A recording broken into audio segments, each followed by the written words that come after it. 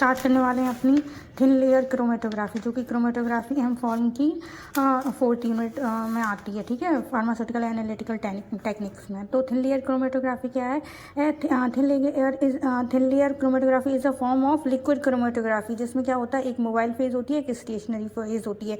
Analysis is perform on flat surface under the atmospheric pressure and room temperature, ठीक है। तो इसमें 2 common classes of TLC हैं, normal phase और reverse phase.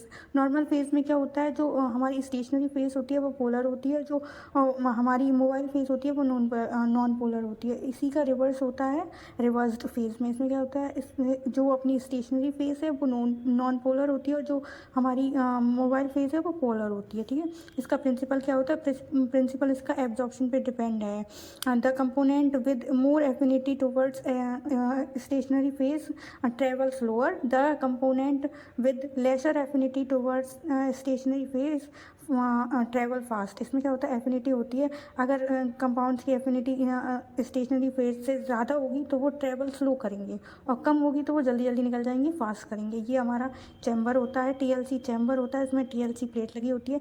यहाँ पे हम एक लाइन बनाते हैं जिसको स्पॉटिंग लाइन बोलते हैं, और यहाँ पे हमारा मोबाइल फेज भरा हुआ होता है, ठीक है।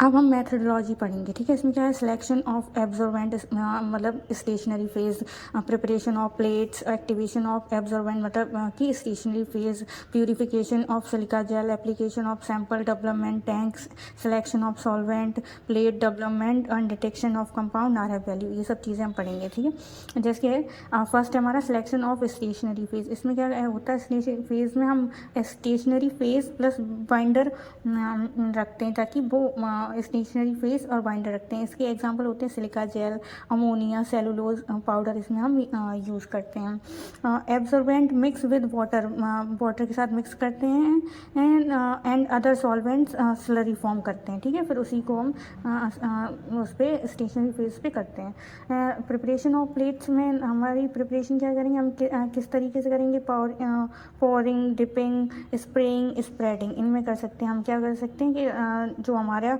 कैपिलरी ट्यूब होती है उससे हम डाल सकते हैं, या फिर हम उसको स्टेशनरी फेस में हम डिप कर सकते हैं, या फिर हम उसको स्प्रेइंग कर सकते हैं या स्प्रेडिंग, ठीक है। एक्टिवेशन ऑफ प्लेट एब्जॉर्बेंट, इसमें इसके लिए हम क्या करते हैं, एक्टिवेट करने के लिए स्टेशनरी फेस को हम क्या करेंगे, एयर ड्राई करेंगे। ऐसे ही खुला रखा उसको खुले में उसको 30 मिनट तक छोड़ देंगे। फिर उसको क्या करेंगे, 110 डिग्री सेल्सियस पे 30 मिनट्स के लिए हॉट एयर ओवन में रख देंगे। तो ठीक है। प्योरीफिकेशन के लिए क्या करेंगे, ट्रीट विद एसिड और base to remove impurities. Application of sample में हम क्या करेंगे, कैपिलरी ट्यूब या माइक्रो पेटल से हम उसको डालेंगे, एप्लीकेशन करेंगे अपना सैंपल का।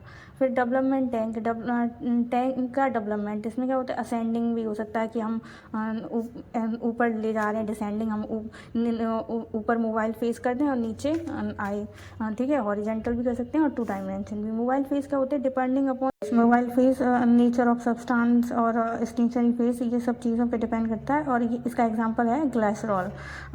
डिटेक्शन ऑफ कंपाउंड, हम जैसे हमें कंपाउंड दिखते नहीं तो हम उसमें क्या करेंगे, विजुअल, तो हम उसका यूवी लाइट है या स्प्रेइंग विद रीजेंट केमिकल, इन सब चीज़ों का यूज़ करके हम उनको देखेंगे, ठीक है। आरएफ वैल्यू क्या होता है, distance travel by the substance upon distance travel by the solvent.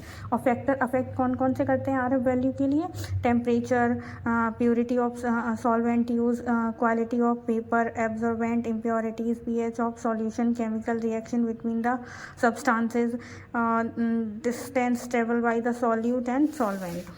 अब हम इसके एप्लीकेशन पढ़ लेते हैं अपने टीएलसी के। इसके क्या होते हैं, फूड और कॉस्मेटिक इंडस्ट्रीज़ में होता है। Purity of sample chemical analysis होता है। It is used in the food industry to separate the identify colour, sweetening agent और प्रिजर्वेशन, इन सब चीज़ों में यूज़ होता है। तो आपको आई होप समझ आया होगा। तो प्लीज़ लाइक करिएगा। मैं आपको पूरे सारे चैप्टर्स कराने वाली हूँ, तो प्लीज़ वेट करें, मैं आपको सब कुछ अब करा दूँगी कंप्लीट, ठीक है, स्टार्टिंग से।